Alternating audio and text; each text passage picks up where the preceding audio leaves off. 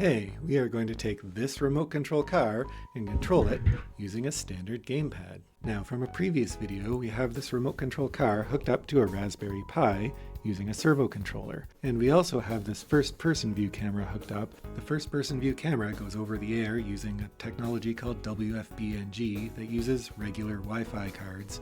If we can send the first-person view camera data over the air, why can't we also send the controls using the same connection? Well, we can. WFB-NG supports MavLink, which is a protocol that allows you to control the car as well as do other things like autopilots and things like that. But we'll leave that for later. For right now, we're just going to control the car.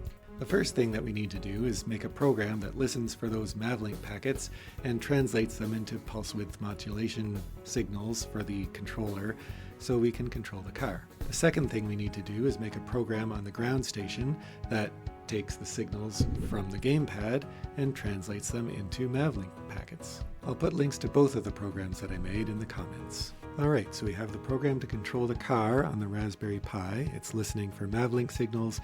It's going to translate them into car movements. And we have the program that takes the gamepad inputs and changes them into MavLink packets.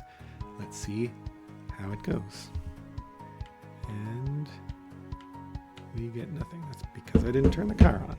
Alright, we will turn the car on. And let's see. And we still get nothing. Alright, trying again.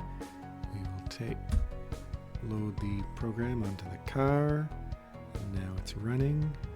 So we should be able to take this joystick or gamepad and it will do nothing. Okay. Interesting. Alright, this time it's going to work. Got the gamepad. Oh, there we go. Alright, we've got steering, but we've got no gas. Alright, well, that's something to debug.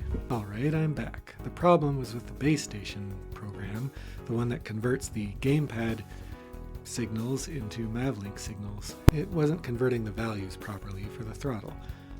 Left to right, and we have still no throttle.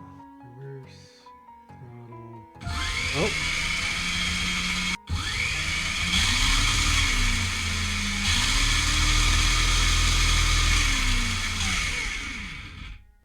It's reversed.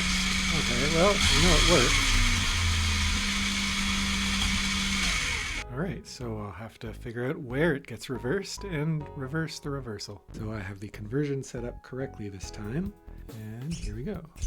Left turn, right turn, right.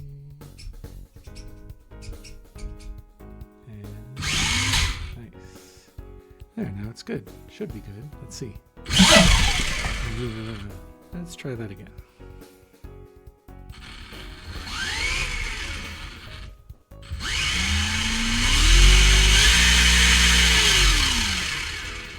Good. Nice.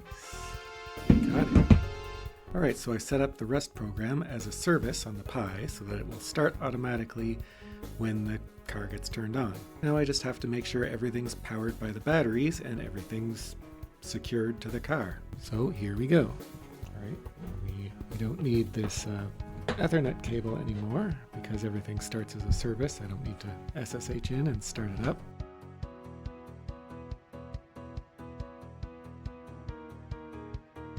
Alright, here is a vehicle. I really need to get that 3D printer working so I can make a proper harness, but for now, this is our rover.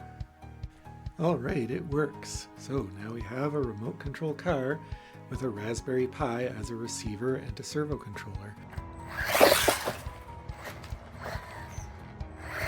As you can see, it is a little bit finicky, so I've got to adjust the controls to make it more smooth. And of course, I'll get the 3D printer back there working so that I can make a nice harness for all these electronics. So yeah, I'll make those improvements. I'll do some more modifications and additions. If you want to see how that goes, subscribe to the channel. So yeah, happy tinkering.